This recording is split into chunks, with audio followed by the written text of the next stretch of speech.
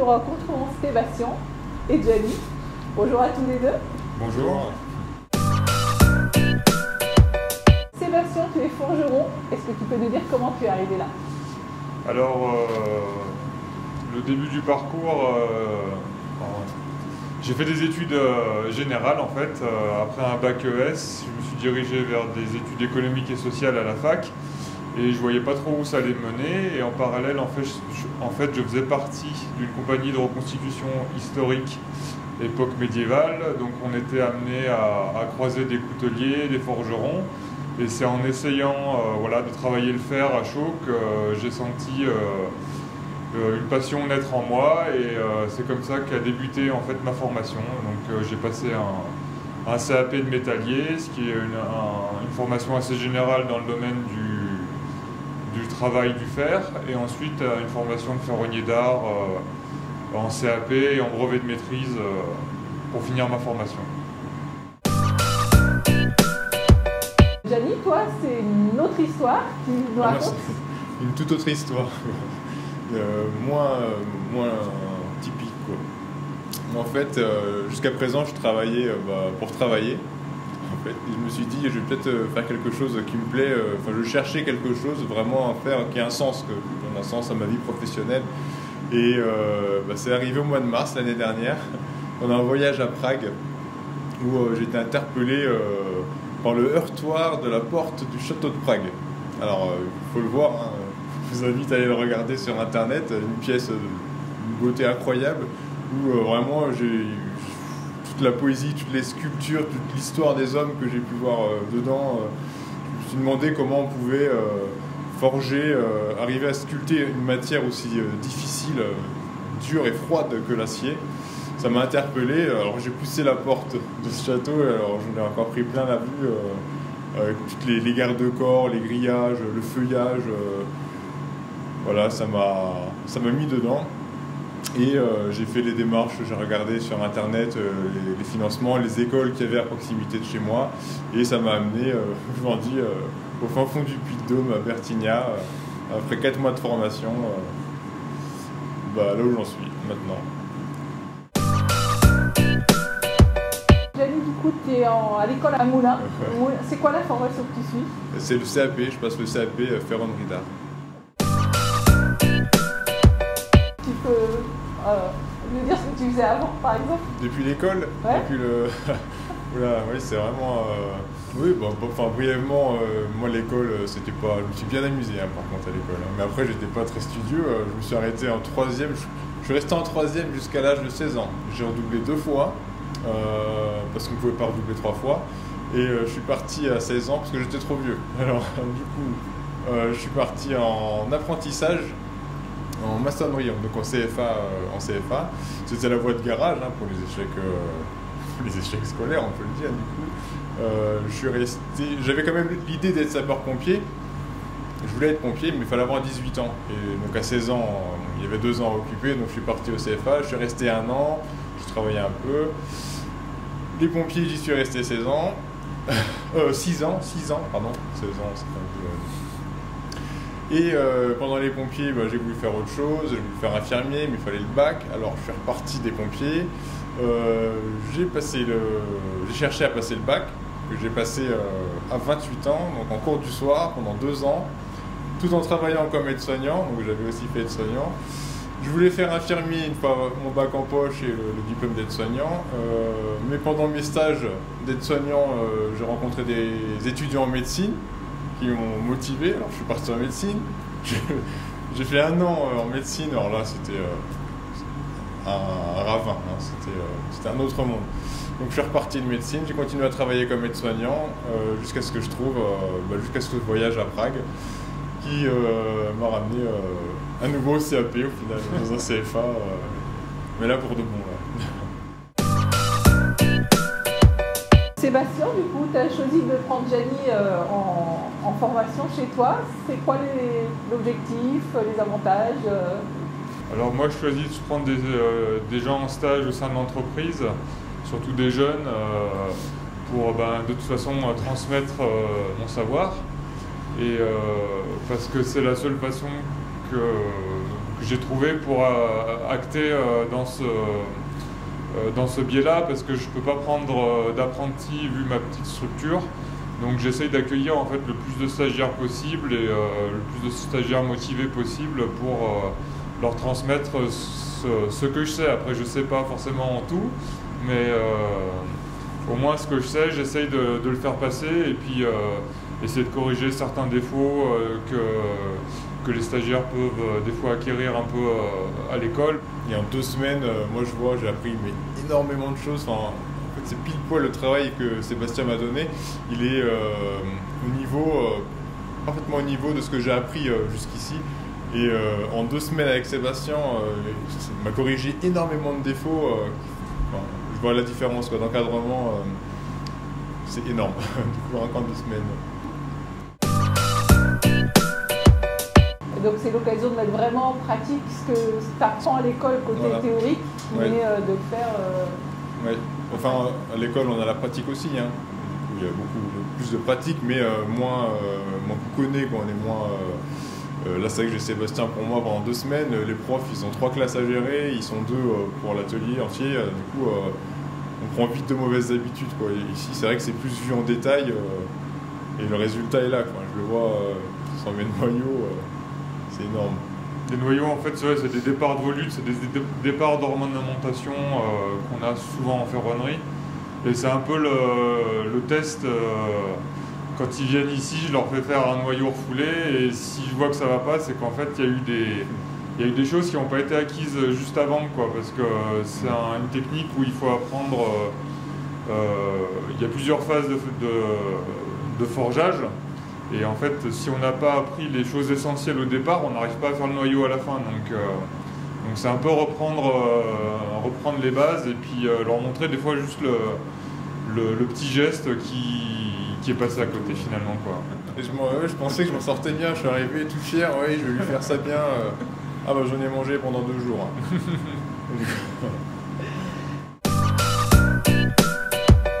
Les qualités du coup, que tu vas chercher chez un apprenti ou chez un stagiaire, Sébastien?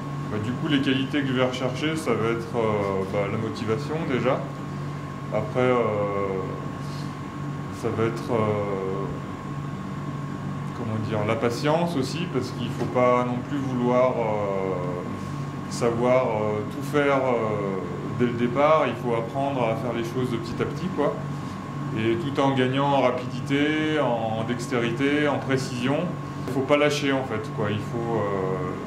On sait très bien qu'au départ c'est difficile. Moi je me rappelle quand je vois mes premières pièces, c'était pas forcément ça. Mais après j'avais pas non plus forcément quelqu'un à côté de moi aussi dans les premiers mois de formation pour me dire, pour vraiment me guider comme il faut, même s'il y avait les profs et tout ça, mais je me rappelle pas avoir eu un maître de stage. C'est venu plus tard en fait. Après quand j'ai fait mon brevet de maîtrise, j'ai eu des très bons forgerons, des maîtres d'apprentissage qui m'ont vraiment guidé, qui m'ont montré sur la voie sur laquelle il fallait aller, quoi. Mais là, du coup, j'en profite vraiment pour essayer de partir de la meilleure façon possible, quoi. Voilà. On attend toujours du stagiaire qui respecte les règles les plus élémentaires, c'est-à-dire les horaires déjà. Donc, quand on dit qu'on commence à 8h, on commence pas à 8h30 ou 9h, quoi. Après, le rangement du matériel, prendre soin du matériel. Voilà, et puis l'utilisation des machines avec les gants, les lunettes, voilà, tout à fait. Là, en général, avec Jenny ça se passe bien, mais des fois il y a des stagiaires qui mettent pas forcément les lunettes de protection ou les bouchons d'oreille. Bon, après c'est plutôt chez les plus jeunes, quoi, parce qu'ils voient pas l'intérêt tout de suite, mais après quand on vieillit on s'aperçoit qu'on perd un peu d'audition, on perd un peu de vue, donc voilà, quoi. Et puis c'est vrai qu'un accident dans ce métier-là, ça arrive vite, donc faut être intransigeant là-dessus, quoi.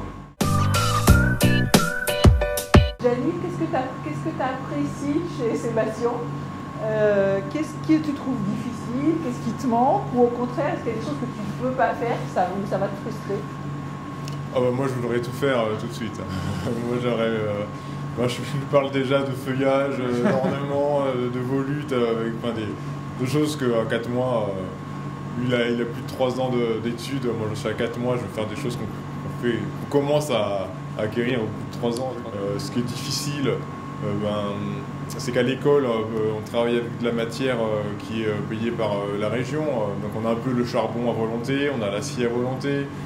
Ici, c'est Sébastien qui paye, alors quand on foire quelque chose, on a un peu plus la pression. Là, je travaille sur un garde-corps pour une fenêtre, du coup, je suis encore plus lent qu'à l'école, parce que là, c'est la réalité au final, on n'est pas dans la théorie.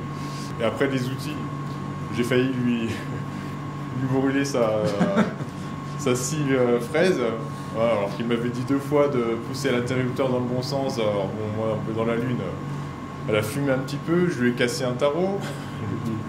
Bon voilà, c'est les choses, en faisant gaffe, c'est les difficultés quoi. Et le froid dans la campagne. Ah oui, c'est sûr. Moi j'avais envie de rajouter en tant que entre guillemets maître d'apprentissage. Ce qui est difficile quand on travaille tout seul toute l'année, qu'on a des apprentis ou des stagiaires de temps en temps, c'est qu'il faut se mettre aussi à leur niveau, quoi. Et il ne faut pas non plus leur demander la lune, ou des choses trop compliquées s'ils ne savent pas le faire. Donc, des fois, on a envie que ça avance, et puis faut se dire, non, mieux qu'ils le fassent correctement, et puis qu'ils prennent le temps qu'il faut, quoi. Voilà. Ma question suivante a été justement sur le financement. Comment vous y retrouvez tous les deux? Alors moi, du coup, mon financement, je l'ai obtenu. Donc il y a 2 types de financement possibles. Il y a le financement public, en fait, la région, le Pôle emploi, et le droit individuel formation, le congé individuel de formation, ça doit être maintenant. Moi, c'est un CIF CDD. Du coup, c'est un congé individuel de formation. Je suis financeur privé. Et c'est les droits que j'ai acquéris en faisant des missions du travail en CDD, par contre, dans plusieurs entreprises privées.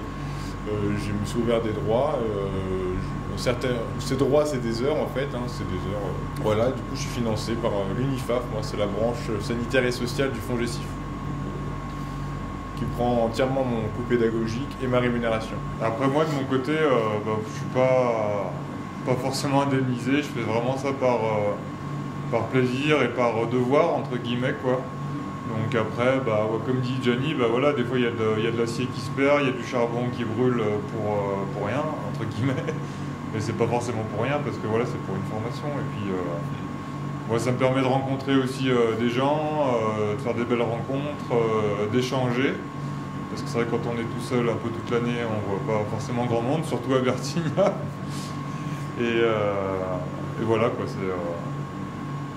on va dire que c'est ma contribution à la transmission du métier, quoi. Voilà. Qu'est-ce que vous diriez l'un et l'autre à ceux qui veulent faire ça? Allez-y. Moi, ce que je voudrais dire à ceux qui veulent se lancer dans la ferronnerie, dans l'artisanat, allez-y, quoi. Allez-y les yeux fermés. À un moment, je pense, la vie elle est vraiment trop courte, elle passe vraiment très très vite, et très vite vous vous retrouvez à l'âge d'or, on va dire, mais faut y aller maintenant, quoi. Faire tout ce que vous voulez faire, c'est possible de le faire. On est dans un système où il y a quand même pas mal de passerelles, il y a plein d'offres de financement. Je pense que tout est possible. Si vous avez l'objectif, un but à atteindre, il faut y aller. Moi, je dirais que ce soit dans n'importe quelle branche des métiers manuels. Ce qu'il faut, c'est essayer, quoi. Essayer la matière, contacter des artisans. Forcément, il y en a certains qui refuseront parce qu'ils n'ont pas tous le temps de faire ça, quoi. Mais il y en a beaucoup aussi qui demandent que ça, de faire découvrir à quelqu'un son univers, quelques tours de main. Et puis, en fait, une passion, ça n'est avec rien. Ça n'est des fois juste le fait de toucher la matière, de mettre 3 coups de livre, de mettre 3 coups de marteau, et on se dit... en fait, il y a trop plein de possibilités à faire plein de choses super chouettes, quoi. Donc voilà, ouais, comme dit Gianni, allez-y, n'hésitez pas. Au niveau administratif, vous avez rencontré des difficultés pour parler des choses qui fâchent Non. Pas de... Non, un stage, c'est assez simple, hein. C'est le lycée qui envoie une convention, on l'accepte. Il y a un papier à remplir avec les aptitudes, les gestes techniques qui ont été acquis ou pas acquis. Enfin voilà, administrativement, c'est vraiment pas contraignant. Des fois, ça pétille un peu, mais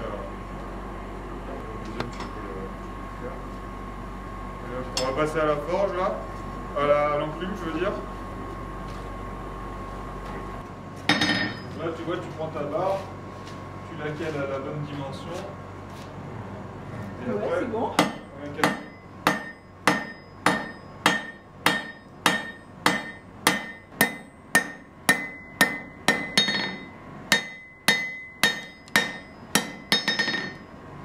Je la remets au feu. Tu vois, après ta barre, elle est à température là. Donc là, vas-y, tu vas essayer, tu vas faire le... Donc du coup là, c'est Gianni qui va forger.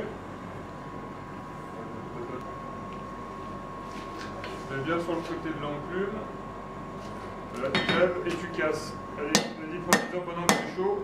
Voilà, après tu rebaisses tout doucement là, maintenant t'as...